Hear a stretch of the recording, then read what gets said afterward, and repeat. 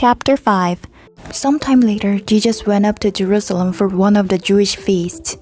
In Jerusalem, near the sheep gate is a pool. In the Aramaic language, it is called Bethesda. It is surrounded by 5 rows of columns with a roof over them. Here a great number of disabled people used to lie down. Among them were those who were blind, those who could not walk, and those who could hardly move.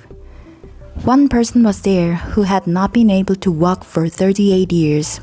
Jesus saw him lying there. He knew that the man had been in that condition for a long time, so he asked him, "Do you want to get well?"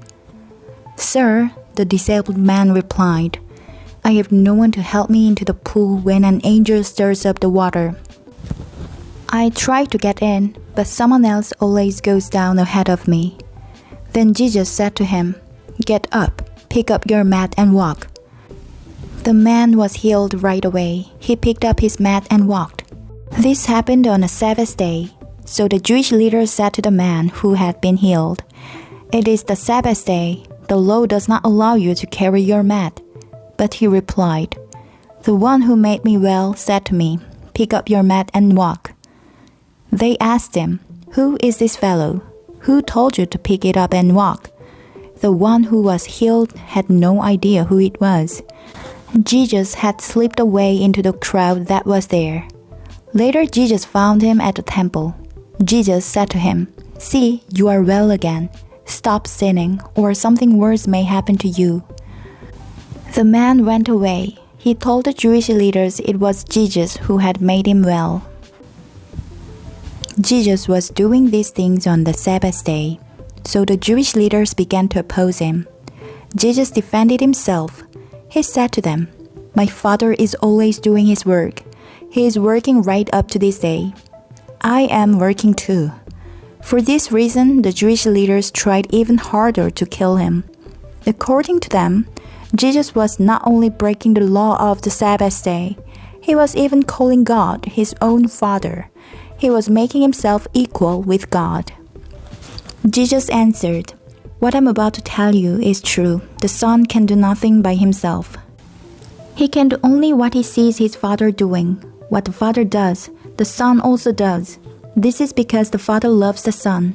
The Father shows him everything he does. Yes, and the Father will show the Son even greater works than these. And you will be amazed.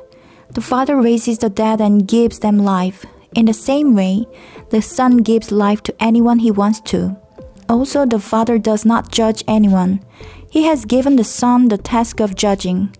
Then all people will honor the Son, just as they honor the Father. Whoever does not honor the Son does not honor the Father who sent him. What I am about to tell you is true. Anyone who hears my word and believes him who sent me has eternal life. They will not be judged. They have crossed over from death to life.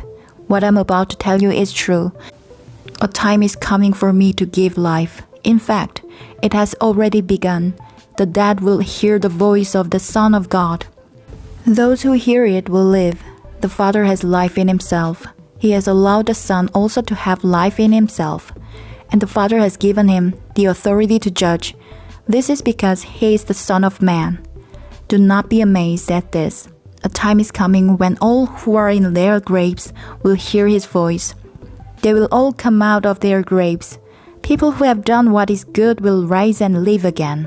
People who have done what is evil will rise and be found guilty.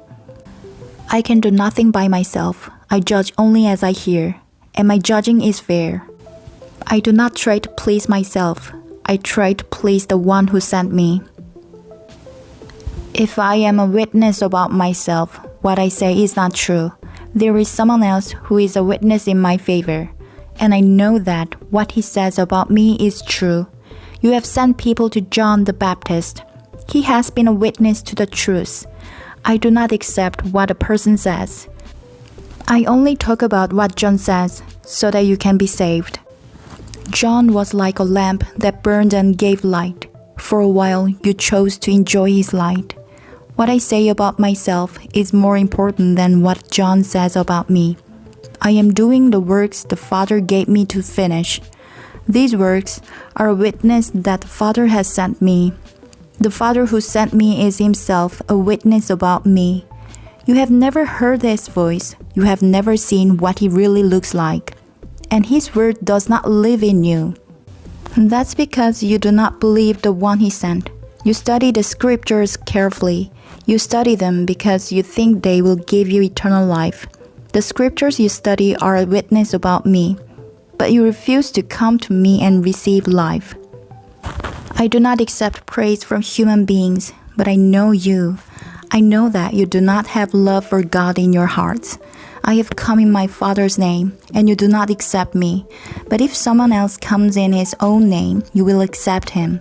You accept praise from one another, but you do not seek the praise that comes from the only God. So how can you believe?